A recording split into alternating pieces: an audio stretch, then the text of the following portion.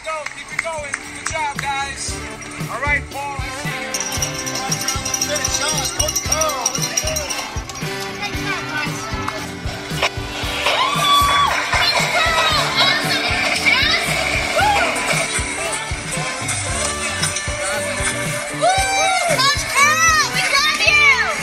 Hey there, and good morning. Good morning. It's Monday. It's the start of a new week, September 9 here in Australia, here in Brisbane. A little bit chillier this morning. It's a bit of a slower start to the week for myself. I've got a bit of a creative day, but I had a really hectic weekend. I was involved in a number of different community, I suppose, work. We did the Redfest with the Redland City Chamber of Commerce, which was a lot of fun, but a lot of awareness, bringing the concept of supporting local businesses into the mindset of so many people. So very worthwhile program, and also involved in the Heart Kids 2 feet in a heartbeat walk on Sunday. So that was really incredible as well. So I hope you've taken up that offer for the free planner that I provided in Friday's video. If you haven't seen that, pop back in and check it out, because there's a free planner template, I guess, for want of another word, for a full year for both business and my life planning process. So that's available. It's in a Word document, so you're able to edit it, customize it in some respects, but pretty much fundamentally 95% is already complete. So if you're looking for a tactile planner, definitely the way to go. Just I've had a couple of people message me, which is awesome, and they've now got their new planners, which they're hopefully starting to think about how best they can use that. And the beauty with it being for the full year, it's not as in a dated calendar as such. It's not assigning a date to a specific day. It's just, each month represented by the days within each month. So it's a really fantastic opportunity for you to get a tactile, customized tactile planner for you or your business. So once again, go back into the video from Friday and just have a little bit of a bo peep as to how you can get that, because some of the early adapters have already jumped in, which is fantastic. I just want to share, talking about priorities. Priorities is one of the main focuses that we have at the moment. So I really want to share the concept of priorities and continue to help you make better choices and make better decisions in your life built around the priorities that you may have. So one of the really important things, I'm going to sound a bit redundant here, but one of the important things that we have in our life and our business is we have to know what's important. So it makes some sense, doesn't it? And when we know what's important, we can actually go through and start prioritizing. So it becomes it's a beginning of the whole process for us. So the problem that we generally face is that people actually don't really realize what's important. They may think they know, but their actions and their behaviors on a day-to-day basis would actually indicate that they don't know. And what they say is important is actually overall not important because of their actions and behaviors. So I really want you to think about that. So the matrix that I'm going to share with you is one that's probably the best known priority matrix. It's called the Eisenhower matrix. Eisenhower was a US president, very effective in his use of time. It's even considered, one of the stories around Eisenhower is that when he passed, he actually passed away with a book sort of half read. So right up until his dying breaths, he was very focused in and around continuing to grow. And the matrix that he used, it was covered in by Stephen Covey in his 7 Habits of Highly Effective People. And it gets trotted out all the time in time management programs. And basically it's made up of 4 quadrants. And there's an axis for urgency and there's an axis for importance. So once again, the concept of knowing what's important is really important in this particular priority. And quadrant 1 tasks are those tasks which are both urgent and important, right? So they're deadline driven, they've just got to happen. It could be a customer complaint that you've got to deal with. It could be something critical within your business technology that's gone down. So those things are urgent and important. Quadrant 2 is important, but not yet urgent. Now I say not yet urgent, and I'll share why I say that. But the matrix itself is important, not urgent. But I always throw in that not yet. So I'll explain that in just a sec why I do that. Quadrant 3 is those urgent things that are not important, and quadrant 4 are those not urgent, not important things, right? So one of the ways that you can use the priority matrix, so I'll just go through it again. Quadrant 1 is urgent and important. Quadrant 2 is important but not urgent. Quadrant 3 is not important but urgent. And quadrant 4 is not urgent, not important. And there's a real focus in quadrant 1 on doing it, right? So just get it done. So those urgent and important things, just do it. In quadrant 3, the focus around the matrix is to delegate it. So it may not necessarily be the most important thing that you should be doing. So it provides an opportunity to delegate it because it is potentially urgent. So if it's in quadrant 4, you've got to question why you would be doing it, right? So if it's not urgent and not important, why are you doing it? So you've got the potential to dump it. But quadrant 2 is the interesting one, because this is where I want you to focus, because if it's important but not urgent, what does that mean for you? So, and I'll sort of open this up a little bit. Most people operate on a deadline-driven world. I've got a report to do by my boss. I've got to get this done by this date for the client. I've got to do this, etc., etc. Everything date-driven. So we're constantly playing in the quadrant 1 space, that urgent and important space. And what happens when we play in that space consistently or constantly is that we burn out.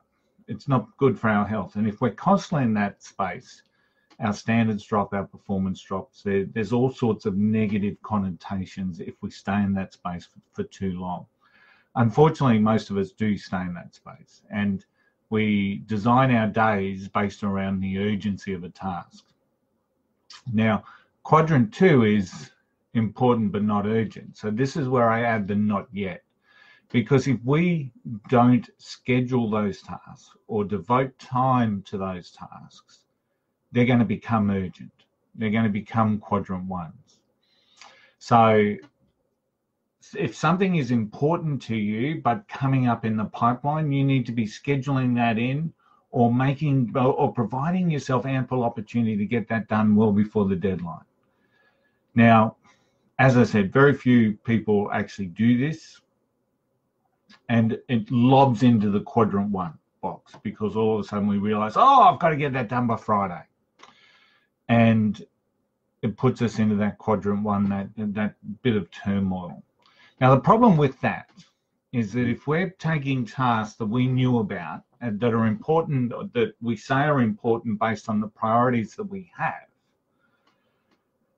and we're leaving it to the last minute to get it done, thus making it a quadrant 1, what happens then if someone else lobs a quadrant 1 into your day? So just say you've kept a report back, it's now Friday, it's 9 o'clock, you realize you've got to have this to your boss by 3 o'clock, and all of a sudden that panic steps in, right? That panic starts to set in. You try and limit your distractions, you lock yourself away, you get really annoyed with yourself for leaving it that long. So there's all this turmoil that's going on in your head because you know now that you've got probably 2 or 3 days work to try and jam through into 6 hours. Hence the reason why I also talk about the quality in your performance, because that's pretty hard to do, to get sustained a good process to jam 3 days worth of work into 6 hours. It's pretty tough. But what then happens if your boss throws a quadrant 1 back at you, or you get a client that's wants to talk to you because they're incredibly unhappy with the service, or a magnitude of any other type of quadrant 1 starting to hit? Something's got to give, right? So you're doing a quadrant 1 that you had originally as a quadrant 2, which you, through your actions or lack of action and lack of good structured behavior, it created a quadrant 1.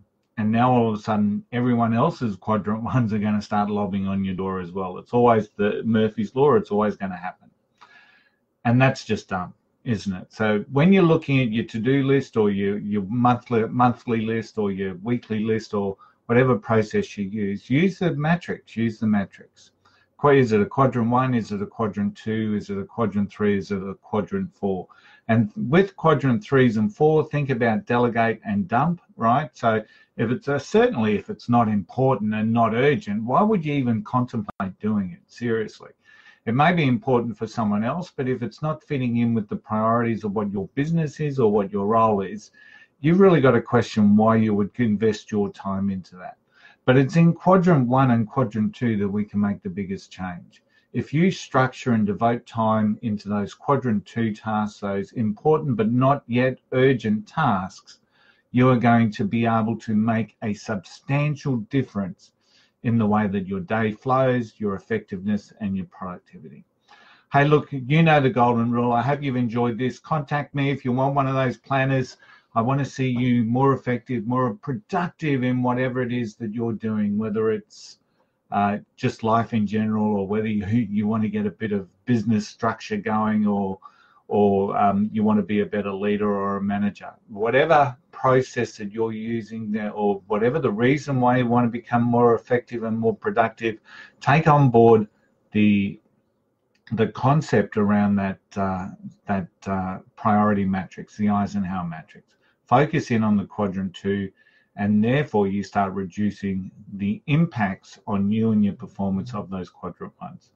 I hope you have a fantastic, great start to the week, a good day for all. Don't forget the golden rule. Don't be an arsehole. And I shall talk to you all again tomorrow. I'll see you then. Bye.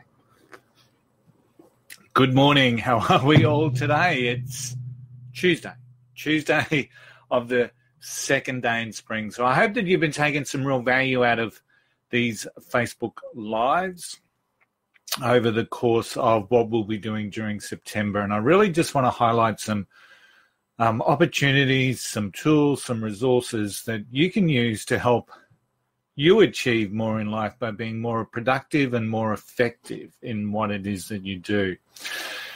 Now, on Friday I mentioned, or it might have been Thursday, I mentioned the term big rocks, and I haven't spoken about big rocks yet.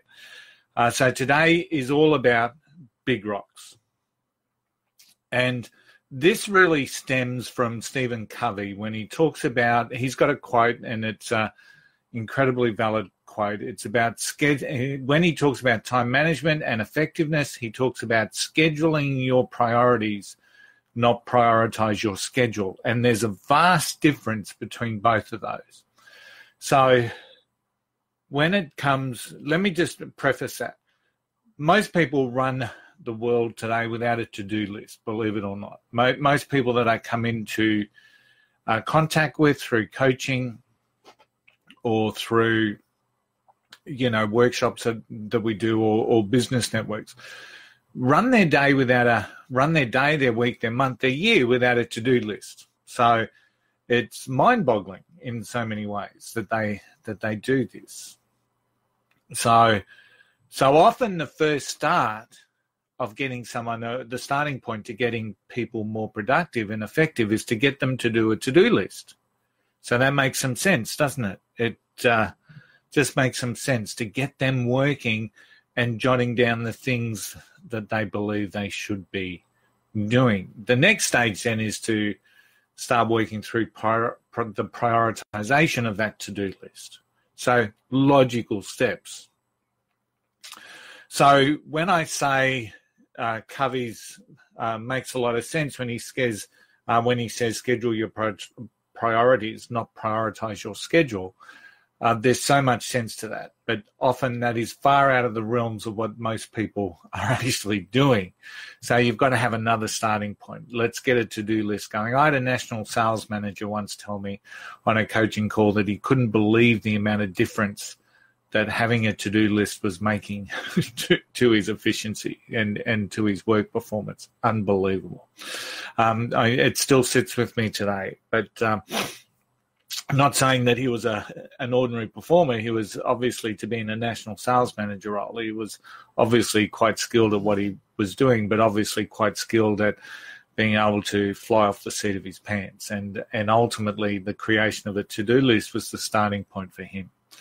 But when Covey talks about scheduling your priorities and not prioritizing your schedule, it's another quantum leap down that path to greater effectiveness. So when we talk about priorities and when we talk about what's important within our lives, those are the things that should be forming part of your daily, weekly, monthly, yearly schedule, right? It should be planned and it should be structured. Those times within your diary, your calendar, or don't forget, we've got those free resource planners. And those times should be structured in and pretty much non-negotiable. And that's when we really start to see a lift. And this is where the concept of big rocks come in. And this is something that we run at workshops. And, I've been a participant in this particular exercise, and I've also been a facilitator. So if you can imagine, we have a container. It could be a bucket, right? A traditional 9-litre bucket that you buy from a hardware store or a supermarket in that case. I'm hoping that you can visualize what that bucket looks like. And then on the table in front of that bucket, you've got some really big rocks. You've got some smaller rocks. You've got some pebbles. And then you've got a bag of sand, right? So as part of this activity, we then ask participants to fit all of that into the bucket. Okay, so this is where the challenge starts to occur. Now, every time I've seen or I've run this exercise, you always pretty much always get the same result. You get people start with the bag of sand. They'll tip the bag of sand into the bucket. They'll then get the pebbles and they'll tip the pebbles in. You will then see them put the small big rocks, I guess, for want of another word, the smaller than the big rocks in, and then they think about putting the big rocks in. And what usually happens is that they can't fit all the big rocks in because they've filled the bucket with the smaller stuff. All right? And this is where the learning in relation to our daily management of our time comes in. Because when you think about it, the big rocks are our priorities. The next size down rocks are still important. The pebbles and the sand are those less consequential things that we need to get done. And if we were to treat our day in the way that we do that exercise, we're looking after all the minuscule stuff, all the little stuff, all the stuff that doesn't really matter in the scheme of things stuff when we tip that sand in, right? So we tip the sand in, we then put the pebbles in, which is, slightly more consequential, but not in the scheme of things going to help us get to where our priorities are. Then we start looking at some of those tasks that we might actually get a return on, which is the next size down rocks. And then finally we say, oh, geez, I've got to fit the big rocks in. And unfortunately, that's the way most people run their day. Okay, they'll look at the stuff that they enjoy doing maybe. They'll schedule all that. They'll do all that. They'll get all that out of the way. They'll fluff around with their emails. And then at the end of the day, they turn around and say, what did I achieve today? I was really busy. But I didn't take any steps towards any of the priorities that I'd set. But often we'll also see in workshops people that are a little bit clever.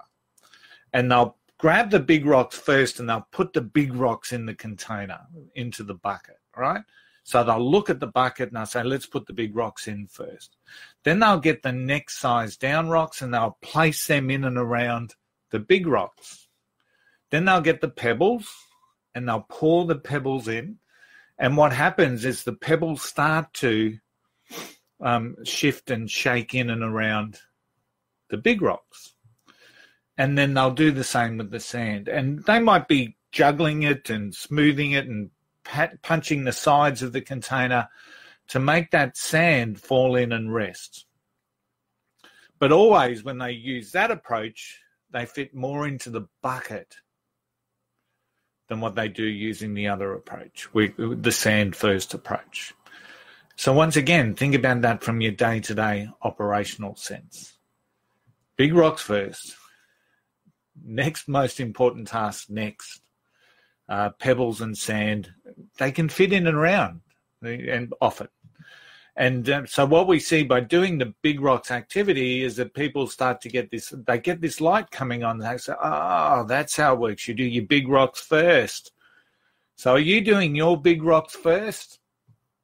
Because when you're doing your big rocks first, it's actually you're starting to use that principle of scheduling your priorities, right? You're doing them first, okay? And then you're doing all the lesser important stuff in and around that, okay? I hope that you've taken something away from this today. It's been a massive amount of priorities and productivities that we've been talking about this spring. So tomorrow I might change course a little bit. We might start talking about the energy that we have during the course of the day. But I can assure you that once you start structuring and scheduling in your big rocks, you are going to have more energy because you'll be going home after a day at work, a day in your business, actually understanding that and appreciating the fact that you've actually got some really important stuff done. As per always, never forget the golden rule. Just don't be an arsehole, and I'll see you tomorrow. Bye for now. Have a great day. Good morning and welcome. It's Wednesday. It's midway through week 2 of spring. And once again, I'm here live just to talk a little bit more about what to do once we've understood what our priorities and our importance is. So I've spent the last couple of days or videos talking about priorities and different ways that you can prioritize. But now today is more about when we should be determining or designing our priorities for the day, the week, the month. And this all stems, I guess, because of the research that's done around neuroscience and neuroleadership. And as we know, our brains are pretty amazing things, but they're also pretty fragile. So it's like we've got this amazing natural computer that stores our information, that creates our emotions, it allows for reactions and responses, and it provides the perception of free will. But some things, as part of our neuro makeup, are based around what we're naturally dispositioned to. Some of it's around conditioning, while others we can train ourselves in. And then again, we've got other aspects that we can force upon ourselves. So if we're continually thinking around the negative, I mean, we can actually force ourselves in many ways to be in a pretty bad spot. But when we look at it in relation to priorities, for example, have you ever had to make a decision, a big decision at the end of a day, at the end of the day? Have you ever had to make a decision when you're overwhelmed by the enormity of what you've got to achieve in a project, or just an overwhelming amount of tasks? Or have you ever had 2 or 3 conflicting things happening at the one time? You know, I know I can recall back many times where I've been in my office and I've been trying to listen to 3 different points of view, and it is an incredibly overwhelming, tiring, exhausting exercise to be going through that. But if similar things have happened to you, that helps you understand that our brains are indeed fragile. So they're an amazing thing, but they're incredibly fragile, and there's limits to how amazing that they actually are. Another example, have you ever been out and about? You might have been driving, you might have been running, you might have been walking. You've come up with a really brilliant idea, like an outstanding idea. And you've said to yourself, I can't wait to get home. I need to write that down. That's a great idea. I need to do something about it. But then when we've gone home to we've either got home or we've gone back to the office, the idea's gone. It's gone, like gone. And what's happened is that along the way, something else has kicked that out and we've lost it. So it's not the first thing that we do. And then all of a sudden when we do remember, what about that great idea I had? It takes some energy to recall it. And this is where, once again, there's this fragility around our brain that is really quite amazing. And when we try and recall it, it consumes energy. So, as I said, our brains are amazing, but if we want to keep things front of mind, it's proven that we can only actually hold 2 to 3 related items front of mind. So I call it front of mind. Other people might call it consciousness or intentional thought. So I call it front of mind because I think that's a common language that people can identify. And the research tends to show us that we can only ever keep 2 or 3 things front of mind at the one time. And when something else comes along to take center stage, for example, you're driving in your car, you've got an idea, I really must think about it. You've come up with an idea and you think, I've really got to write that down when I get home. That's a brilliant idea. Why hasn't anyone else ever thought of that idea? I'm an amazing person, et cetera, et cetera, et cetera. And then all of a sudden the car in front slams on their brakes. And all of a sudden you're forced into this reactive situation. But because of that idea that you were just thinking about is being kicked back into the storage zone of your brain. So interesting. So when something else takes center stage, the other thoughts are kicked back into the deep, dark recesses of storage. And yes, we can recall it when we need it, but recalling it often consumes, it consumes energy. So for us to recall something, and you see when people are trying to recall, you'll see their eyes go up, and there's a real natural disposition around ourselves, physical characteristics about ourselves when we try to recall something, and it consumes energy and takes energy. So what does all this have to do with the priorities in life? Well, understanding what is important is vital with all of us. So what's important to us in our lives, what's important for us to achieve, what is the desire and the dream behind the goal. And somewhere in your office or in your workspace or on your phone or whatever it is, those priorities should be written down somewhere. So that you've got a constant reminder, you've got a constant visual, and you know where to go if you do happen to forget them. So, and don't laugh, people often, when they've had overwhelming days, often will forget about what their priorities and what their importance are. So they should be written down somewhere for reference. So it's an easy place that you can go back to and refer to. Because the last thing you want to be doing is trying to pull it back out of the storage, right? Because that takes energy. And when we prioritize, prioritizing itself takes energy. And trying to prioritize when we're tired, buggered, or stuffed is really a hopeless task. Creating priorities takes energy. So we need to do it when we're fresh. And this is the learning for the day. Now, you may write out your to-do list the day before. You may write that out before you leave work, before you stop, close down shop for your business for the day. You might write down what you've got to do over the next couple of days. But leave the priorities or the prioritization of those tasks until the next day when you come in, when you're fresher. Because then you will make more conscious and better decisions around what those priorities should be for you. So, yes, accumulate the task list the night before, prioritize the next day when you're fresh. It makes sense. Prioritizing takes energy, and to do it when you're tired or when you're buggered or when you're stuffed or when you've got conflicting things that are already banging into you, the reality is that you're not going to prioritize as well as what you will when you're fresh. And that's the way that you can make the best decisions for you on a day-to-day basis. The best decisions for you to become the best version of you. Hey, look, have a great day, everyone. Don't forget the golden rule. Don't be an arsehole. And I'll see you all tomorrow. Bye. Hey there, and good afternoon. A little bit later than normal, so I'm here for my Facebook Live for the day.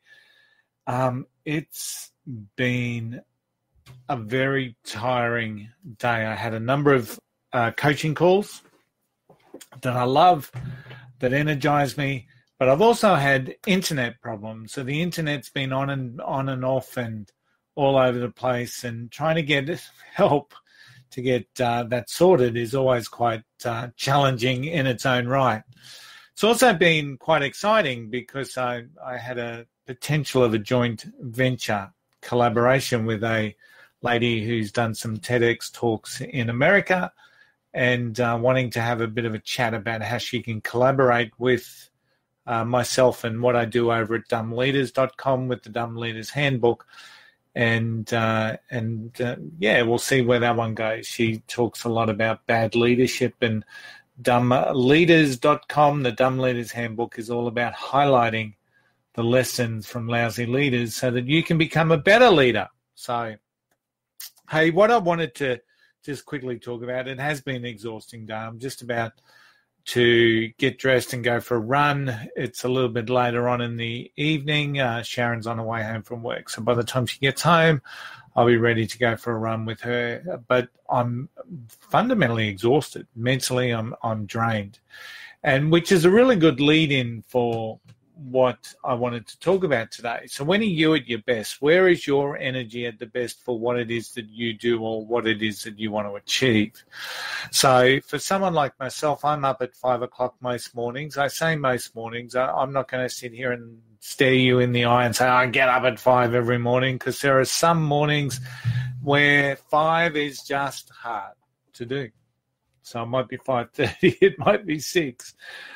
But most mornings I'm up at 5 and we're out walking by the time 5-10 minutes have gone by. So we're back home by 6, and obviously we have breakfast. And then I work, because that's when I feel my most creative. And when I say work, my work is in many ways creating content and writing. So I spend a bit of time while I'm fresh, while I'm energetic, while I'm creative, doing the stuff that I really and building my business around. That concept of the content, whether it be a training program that we put on over at the Coach Curl Academy, whether it's about doing research or writing blog posts for Think and Grow Business or coachcurl.com, that's when I'm at my best, and that's when I really want to focus in my energies. And usually I try and structure my day so my coaching calls start at around 9 o'clock.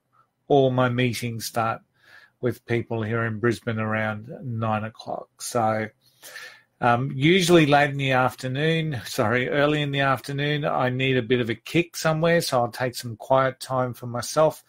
I call it my quiet space. That's my time to just really deeply think. I put on a meditation app from a meditation practice from Orvana, for example, and I'll just be quiet and still. And, it's not unknown for me to have a bit of a kip to recharge. But for the length of time, 9, 10, 15 minutes while the meditation's going. And then I get back into it. So usually of an afternoon, I've got some more calls.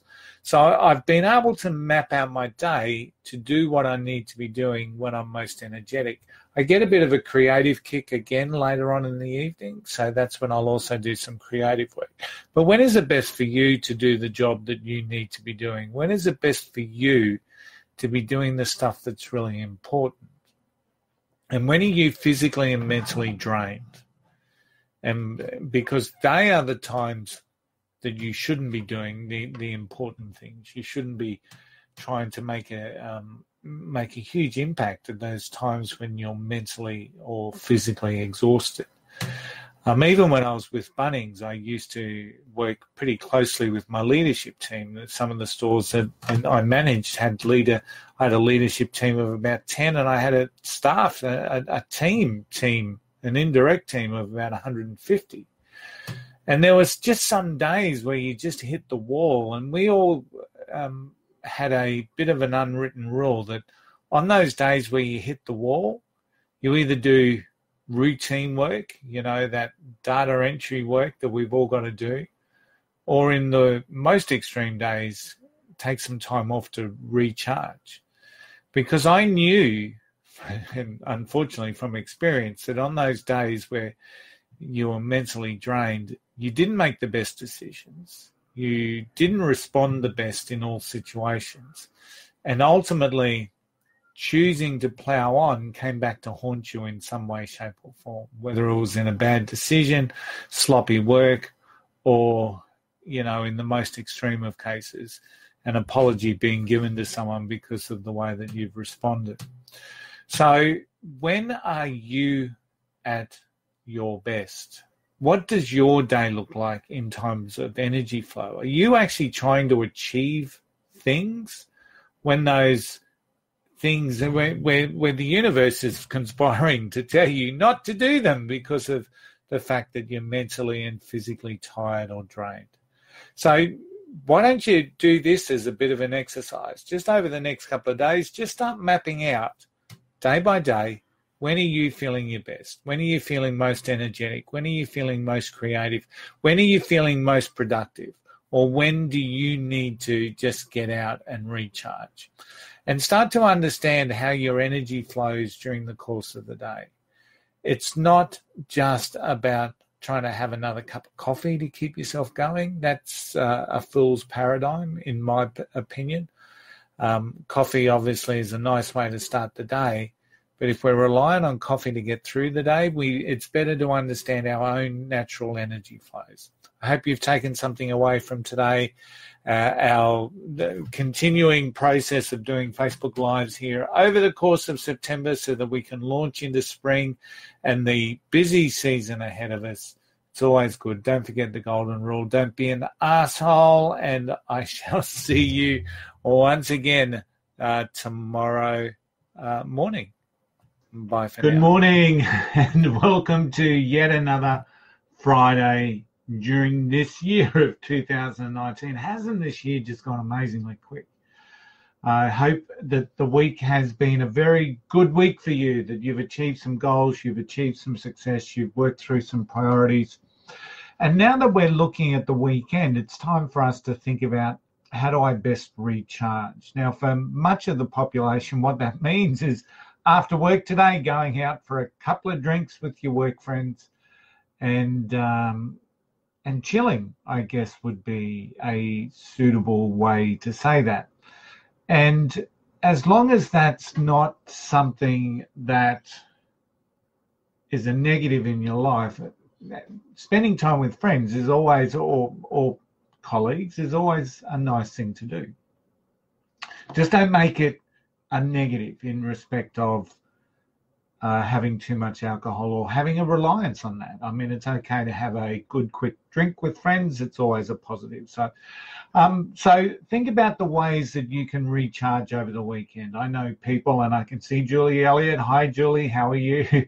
I know people that live in beautiful locations that recharge often by walking along the beach. I know Sharon and I go for walks or runs, and we always try and choose a good location so that as we're doing something, it's always part of that process of recharging and refreshing. So I think that there's always some positives when we can do that. So what are you doing this weekend to recharge yourself so that you can refocus and reset again for the following week? Because that's important, because we need to be fresh, we need to be energized. I'm actually researching a piece at the moment in relation to resilience and motivation. And some people would see them as almost two contradictory processes, but they're aligned. So I'll share that piece once it comes out. But I really just want to share something with you. So yesterday I had some client calls in the morning, and I really always enjoy working with clients, and I always enjoy it when they start to shift, when you can see the shift starting to occur. And this particular client was a lady that worked in the world of fertility, IVF and what have you. And she'd had some problems with some of her team members. And it was always, when I first started working with her about a year ago, that was her greatest frustration. How do we make our team members understand, this is the sort of wording that she used, understand what they have to do?